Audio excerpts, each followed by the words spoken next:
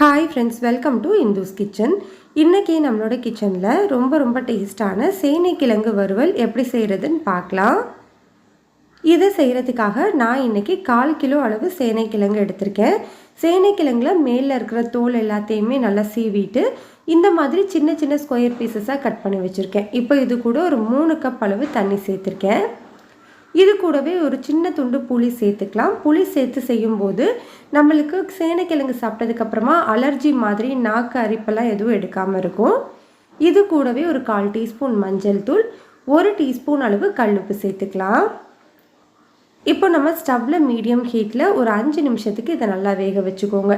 சேனைக்கிழங்கு ஒரு 50% வெந்துச்சுன்னா போதும், ரொம்ப நேரம் வேக வைக்க வேண்டாம். இப்போ ஒரு 50% நல்லாவே வெந்து வந்திருக்கு. நம்ம ஸ்டவ் ஆஃப் பண்ணிவிட்டு சேனைக்கிழங்கை வடிகட்டி எடுத்துக்கலாம். அந்த புளியை எடுத்து போட்டுருங்க.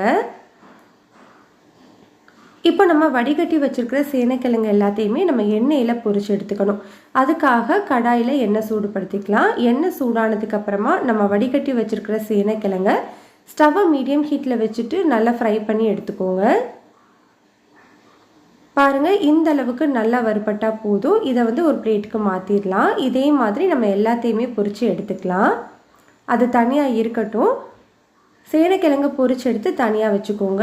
இப்போ ஒரு மிக்சி ஜாரில் 2 டேபிள் ஸ்பூன் அளவு சின்னதாக கட் பண்ண தேங்காய், கூடவே ஒரு 6 பல்லு பூண்டு, 1/4 இன்ச் அளவு இஞ்சி, 1/2 டீஸ்பூன் அளவு சோம்பு சேர்த்து இதில் கொஞ்சமாக தண்ணி சேர்த்து நல்லா ஸ்மூத்தாக அரைச்சிக்கலாம். இந்த விழுதும் தனியாக இருக்கட்டும். இப்போ நம்ம வறுவல் செய்ய ஸ்டார்ட் பண்ணிக்கலாம். நம்ம சேனைக்கிழங்கு பொரிச்சோம் இல்லையா, அந்த ஆயிலில் ஒரு 2 டேபிள் ஸ்பூன் மட்டும் கடாயில் எடுத்து வச்சுருக்கேன்.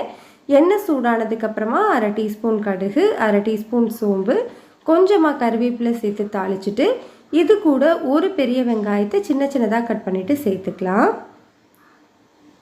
வெங்காயத்தை ஒரு 2-3 நிமிஷத்துக்கு வதக்கினதுக்கப்புறமா இதில் ஒரு சின்ன சைஸ் தக்காளி சேர்த்துருக்கேன். மீடியம் சைஸ் தக்காளினா பாதி மட்டும் சேர்த்துக்கோங்க. இப்போ இந்த தக்காளியையும் ஒரு 2-3 நிமிஷத்துக்கு நல்லா வதக்கி விட்டுக்கலாம். வெங்காயம் தக்காளி எல்லாமே நல்லா வதங்கினதுக்கப்புறமா இது கூட ஒரு 1/4 டீஸ்பூன் மஞ்சள் தூள், 2 டீஸ்பூன் அளவு வீட்டில் அரைச்ச குழம்பு மிளகாய் தூள் சேர்த்துருக்கேன். இந்த ரெசிபியோட லிங்க் டிஸ்கிரிப்ஷன் பாக்ஸில் இருக்குது. விருப்பம் இருந்ததுன்னா செக் பண்ணி பாருங்கள். உங்ககிட்ட குழம்பு மிளகாய் தூள் இல்லைன்னா 3/4 டீஸ்பூன் தனி மிளகாய் தூள், 3/4 டீஸ்பூன் மல்லித்தூள், 1/2 டீஸ்பூன் சீரகத்தூள் சேர்த்துக்கோங்க, கரெக்டாக இருக்கும்.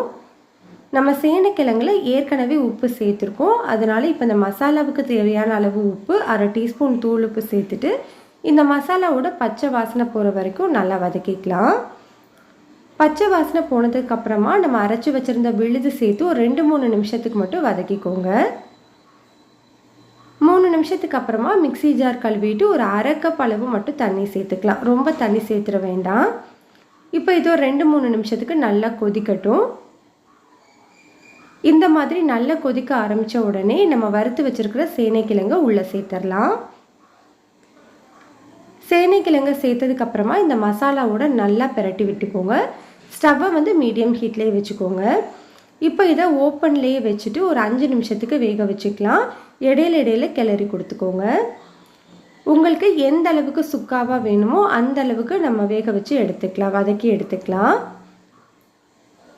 இப்போ கிட்டத்தட்ட ஒரு 5 நிமிஷமாக நல்லா வதக்கி எடுத்திருக்கேன். பாருங்கள், நம்மளுக்கு நல்லாவே சேனைக்கிழங்கு ஃப்ரை ஆகி வந்திருக்கு. இப்போ இதில் கொஞ்சமாக கருவேப்பிலையை பிச்சு போட்டுட்டு நல்லா கிளறிட்டு ஸ்டவ் ஆஃப் பண்ணிக்கலாம். அவ்வளோதான், நம்மளுக்கு ரொம்பவே டேஸ்டான சேனைக்கிழங்கு வறுவல் ரெடி ஆகிடுச்சு. இந்த சேனைக்கிழங்கு வறுவல் சாம்பார் சாதம், தயிர் சாதம், ரசம் சாதம், எல்லா வகையான வெரைட்டி ரைஸஸ் கூடவுமே ரொம்பவே நல்லாயிருக்கும். கண்டிப்பாக ட்ரை பண்ணி பாருங்கள். இந்த ரெசிபி உங்களுக்கு பிடிச்சிருந்ததுன்னா லைக் பண்ணுங்கள், ஷேர் பண்ணுங்கள், கமெண்ட் பண்ணுங்கள். மறக்காமல் இந்துஸ் கிச்சனை சப்ஸ்கிரைப் பண்ணிவிட்டு கூடவே பெல் பட்டனையும் கிளிக் பண்ணி ஆளுங்கிற பட்டனையும் கிளிக் பண்ணிக்கோங்க. அப்போது தான் நம்ம போகிற வீடியோஸ் எல்லாமே உடனே உங்களுக்கு நோட்டிஃபிகேஷனில் வரும்.